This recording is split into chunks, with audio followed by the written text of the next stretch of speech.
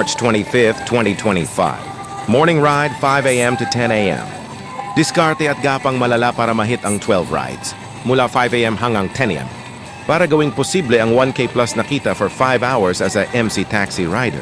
Kaya yan basta mindset ba? Mindset. Tip para sa mga kapwa ko rider.